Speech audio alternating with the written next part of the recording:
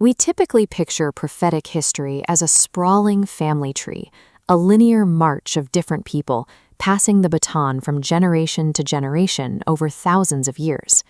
Quranic verse 31:28 maps this differently. The text states that your creation and your resurrection are executed like that of a single soul, the Nafs. The verse describes a single, unchanging divine command tracing a closed circuit. Human history functions as a mechanical testing ground, a process designed to filter the noise of the human ego and isolate a pure spiritual code. The system boots up with Ibrāhīm. He acts as the origin point, projecting a field of command and mercy outward into the world. When Ibrāhīm receives the divine covenant, he anticipates that this authority will pass down through his biological children. The system establishes a specific rule in response.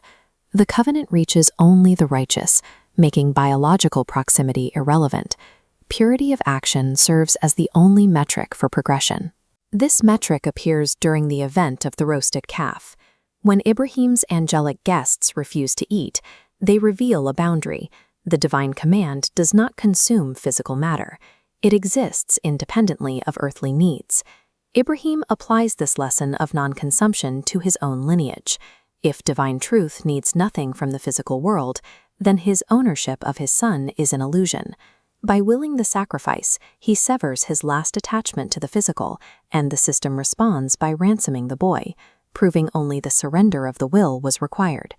Because the loop requires the extraction of specific data, it features breakpoints.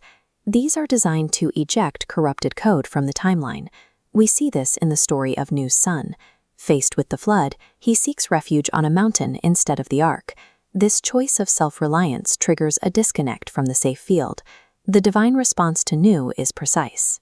The son drowns and is removed from the family definition because his work was unrighteous. Lut's wife faces a similar extraction. Despite her marriage to a prophet, her internal alignment with the corrupt city causes her to be swept away. Marrying into a prophetic line offers no systemic protection. The divine loop functions like a centrifuge. It separates the ego-driven self from the spiritual code to prevent the corruption of the entire system. The system faces a significant pressure test when the human ego attempts to manufacture a bypass.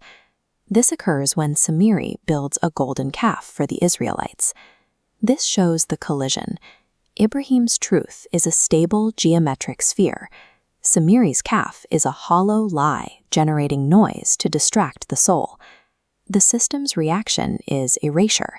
The calf is burned, ashes scattered into the sea. The falsehood vanishes. By neutralizing the ego's manufactured lies, the first loop closes. Only the uncorrupted truth survives to initiate the next cycle. With the corruption purged, the system generates a fresh field. Sarah laughs as she receives the news of a child in her old age, a signal of a new beginning. This is a system reboot. The second loop starts up, severed from the failures of the previous branches. This code transfers to Ishaq and then to Yaʿqub. Yaʿqub is immediately subjected to a pressure test, the fracture of his family and the loss of his son, Yusuf. Yaʿqub avoids the errors of the earlier loop. He utilizes beautiful patience, anchoring himself to the unseen system rather than his own grief or ego. Yaʿqub's restraint acts as a structural stabilizer. He proves this clean loop can withstand emotional pressure without losing its connection to the divine code. The output is successful. Joseph's shirt is cast, Jacob's sight returns, and the fractured family is reconstituted. The system now yields its purified products.